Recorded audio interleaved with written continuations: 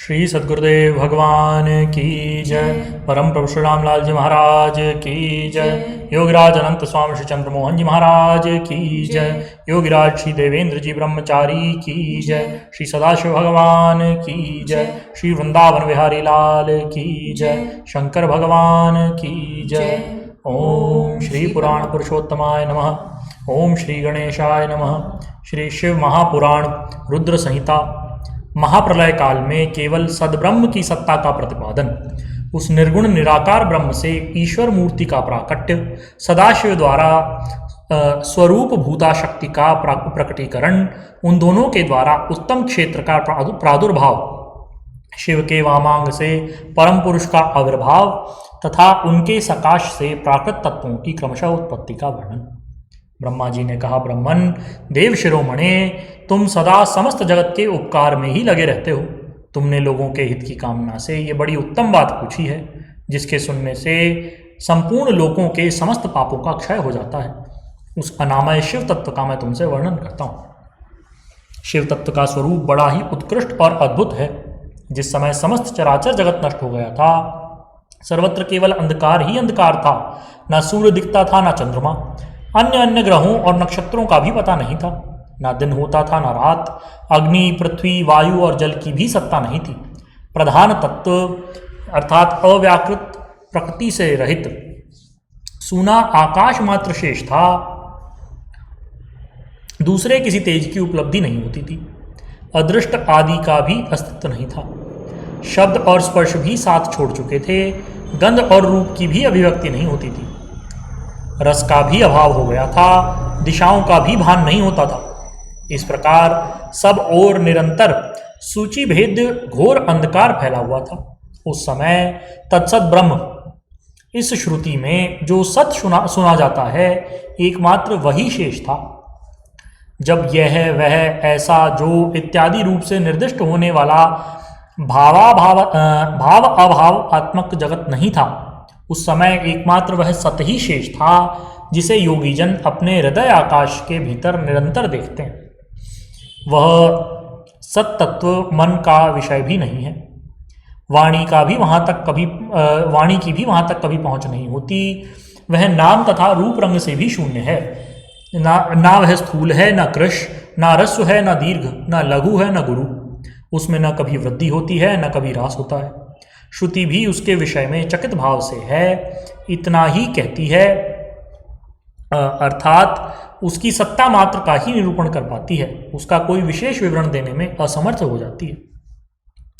वह सत्य ज्ञान स्वरूप, अनंत परम आनंदमय, परम ज्योति स्वरूप, अप्रमेय, आधार रहित, निर्विकार, निराकार, निर्गुण, योग गम्य, सर्वव्यापी, सबका एकमात्र कारण, निर्विकल्प, निरारंभ, माया शून्य, उपद्रव रहित, अद्वितीय, अनादि, अनंत, संकोच विकास से शून्य तथा चिन्मय है। जिस पर ब्रह्म के विषय में ज्ञान और अज्ञान से पूर्ण उक्तियों द्वारा इस प्रकार विकल्प किए जाते हैं, उसने कुछ काल के बाद सृष्टि का समय आने पर द्वितीय की इच्छा प्रकट की। उसके भीतर एक से अनेक होने का संकल्प उदित हुआ। तब उस निराकार परमात्मा ने अपनी लीला शक्ति से अपने लिए मूर्ति अर्थात आकार की कल्पना की। वह मूर्ति संपूर्ण ऐश्वर्य गुणों से संपन्न, सर्वज्ञानमयी, शुभ स्वरूपा, सर्वव्यापिनी, सर्वरूपा, सर्वदर्शिनी, सर्वकारिणी, सबकी एकमात्र वंदनीया, सर्वाद्या, सब कुछ देने वाली और संपूर्ण संस्कृतियों का केंद्र थी। उस शुद्ध रूपिणी ईश्वर मूर्ति की कल्पना करके वह अद्वितीय, अनादि, अनंत, सर्वप्रकाशक, चिन्मय, सर्वव्यापी और अविनाशी परब्रह्म अंतर्हित हो गया। जो मूर्ति रहित परम ब्रह्म है, उसी की मूर्ति अर्थात चिन्मय आकार भगवान सदाशिव है। अर्वाचीन और प्राचीन विद्वान उन्हीं को ईश्वर कहते हैं।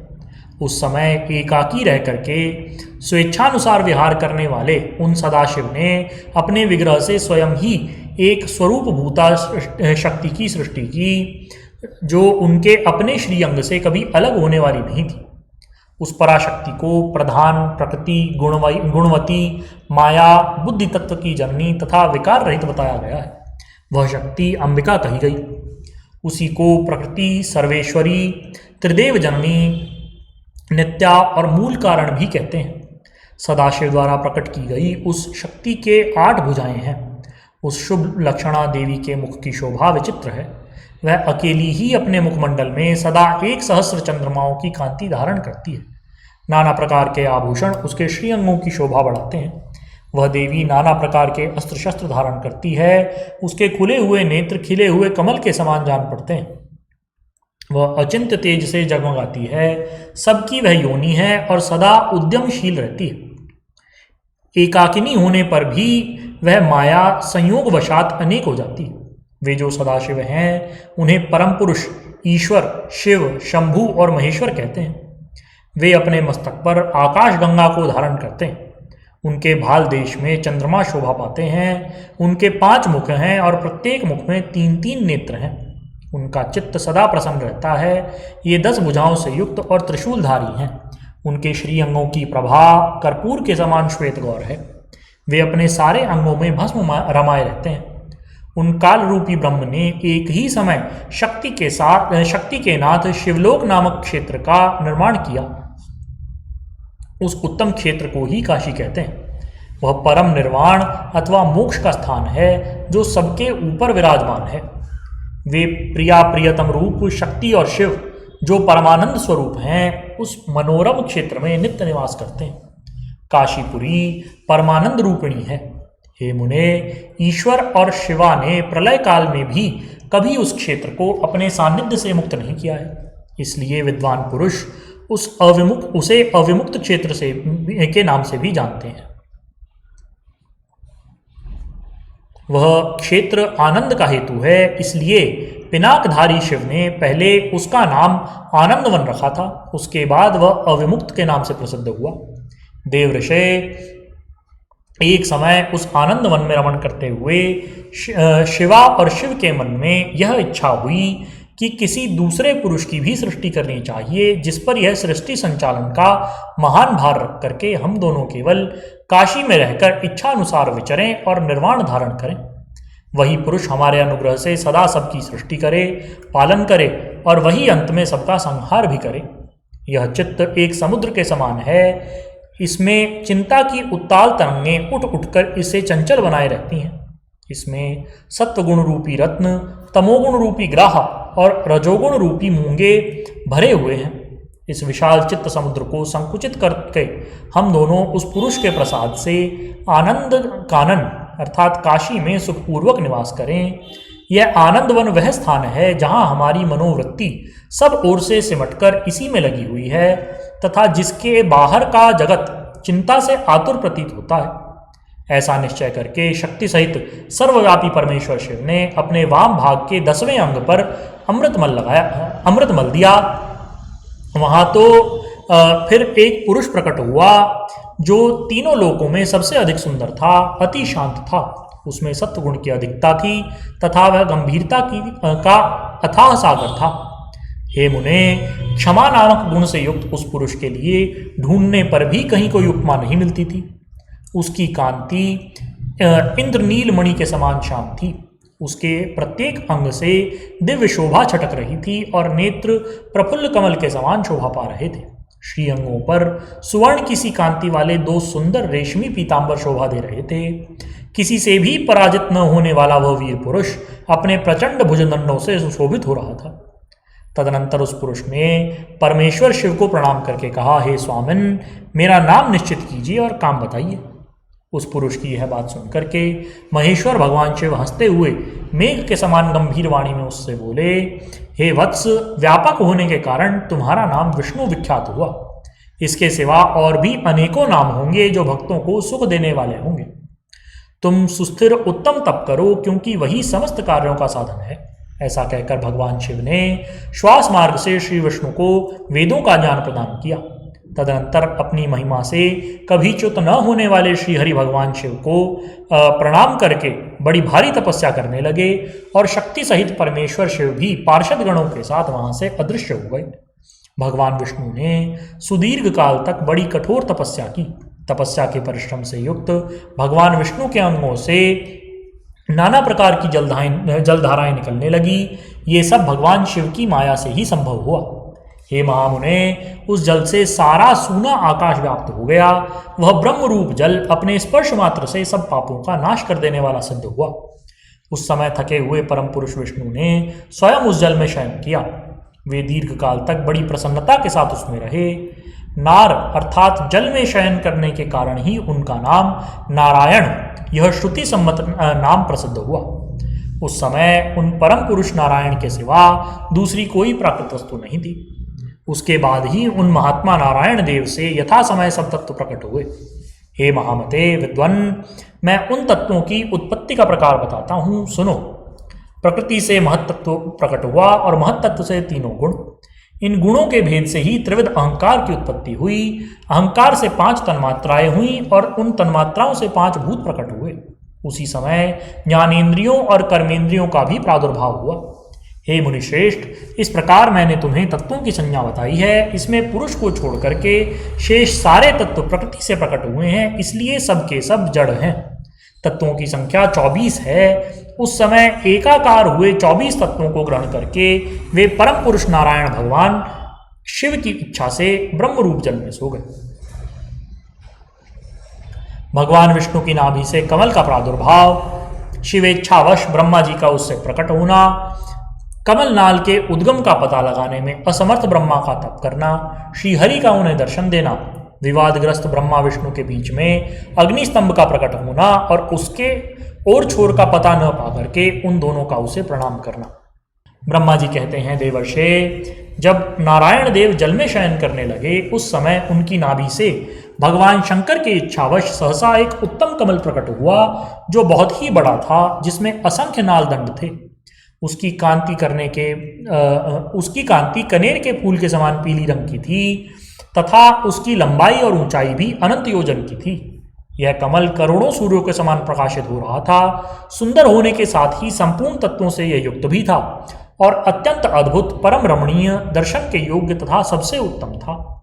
तत्पश्चात कल्याणकारी परमेश्वर सांब सदाशिव ने पूर्ववत प्रयत्न करके मुझे अपने दाहिने अंग से उत्पन्न किया। मुने, उन महेश्वर ने तुरंत मुझे अपनी माया से मोहित करके नारायण देव के नाभि कमल में डाल दिया और लीला पूर्वक मुझे वहां से प्रकट किया। इस प्रकार उस कमल से पुत्र के रूप में मुझे हिरण्यगर्भ का जन्म हुआ। मेरे 4 मुख हुए और शरीर की कांति लाल हुई। मेरे मस्तक त्रिपुंड की रेखा से अंकित थे। तात भगवान शिव की माया से मोहित होने के कारण मेरी ज्ञान शक्ति इतनी दुर्बल हो रही थी कि मैंने उस कमल के सिवा दूसरे किसी को अपने शरीर का जनक अथवा पिता जाना ही नहीं। मैं कौन हूँ, कहाँ से आया हूँ, मेरा कार्य क्या है, मैं किसका पुत्र होकर उत्पन्न हुआ हूँ और किसने इस समय मेरा निर्माण किया है। इस प्रकार के संशयों में पड़े हुए मेरे मन में यह विचार उत्पन्न हुआ कि मैं मोह में क्यों पड़ा हूँ। जिसने मुझे उत्पन्न किया है उसका पता लगाना तो बड़ा सरल है। इस कमल पुष्प का जो पत्र युक्त नाल है उसका उद्गम स्थान इस जल के भीतर नीचे की ओर है। जिसने मुझे उत्पन्न किया है वह पुरुष भी वही होगा, इसमें कोई संशय नहीं। ऐसा निश्चय करके मैंने अपने को कमल से नीचे उतारा। हे मुने, मैं उस कमल की एक एक नाल में गया और सैकड़ों वर्षों तक वहां भ्रमण करता रहा, किंतु कहीं भी उस कमल के उद्गम का उत्तम स्थान मुझे मिला नहीं। तब पुनः संशय में पड़ करके मैं उस कमल पुष्प पर जाने को उत्सुक हुआ और नाल के मार्ग से उस कमल पर चढ़ने लगा। इस तरह बहुत ऊपर जाने पर भी मैं उस कमल के कोश को न पा सका। उस दशा में मैं और भी मोहित हो उठा। हे मुने, उस समय भगवान शिव की इच्छा से परम मंगलमयी उत्तम आकाशवाणी प्रकट हुई, जो मेरे मोह का विध्वंस करने वाली थी। उस वाणी ने कहा, तप अर्थात तपस्या करो। उस आकाशवाणी को सुनकर के मैंने अपने जन्मदाता पिता का दर्शन करने के लिए उस समय पुनः प्रयत्न पूर्वक 12 वर्षों तक घोर तपस्या की। तब मुझ पर अनुग्रह करने के लिए 4 भुजाओं और सुंदर नेत्रों से सुशोभित भगवान विष्णु वहां सहसा प्रकट हुए। उन परम पुरुष ने अपने हाथों में शंख, चक्र, गदा और पद्म धारण किए थे। उनके सारे अंग सजल जलधर के समान श्याम कांति से युक्त थे। उन परम प्रभु ने सुंदर पीतांबर पहना था, जिनके मस्तक आदि अंगों में मुकुट आदि महामूल्यवान आभूषण शोभा पाते थे। उनका मुखारविंद प्रसन्नता से खिला हुआ था। मैं उनकी छवि पर मोहित हो रहा था। वे मुझे करोड़ों कामदेवों के समान मनोहर दिखलाई दिए।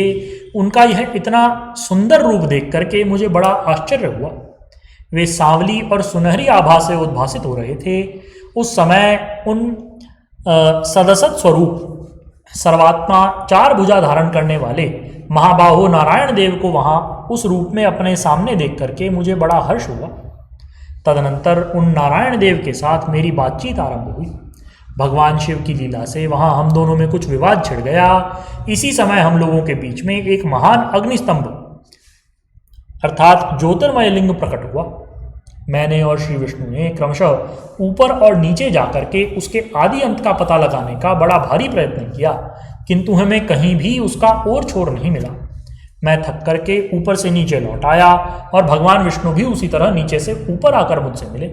हम दोनों शिव की माया से मोहित थे।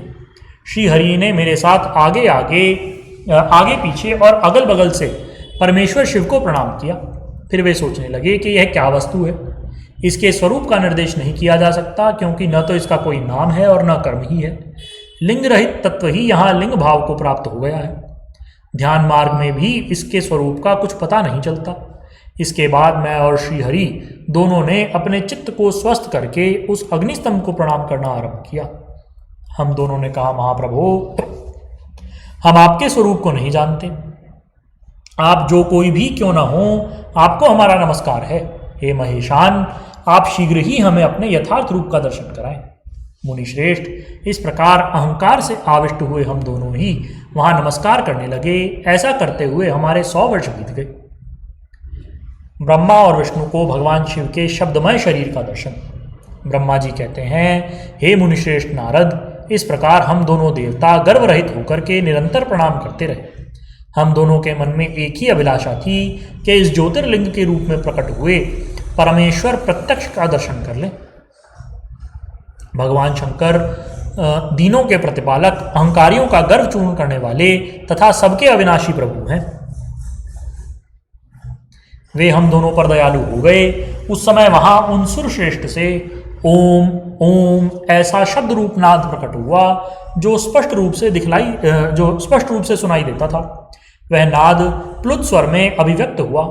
जोर से प्रकट होने वाले उस शब्द के विषय में यह क्या है, ऐसा सोचते हुए समस्त देवताओं के आराध्य भगवान विष्णु मेरे साथ संतुष्ट चित्त से खड़े रहे।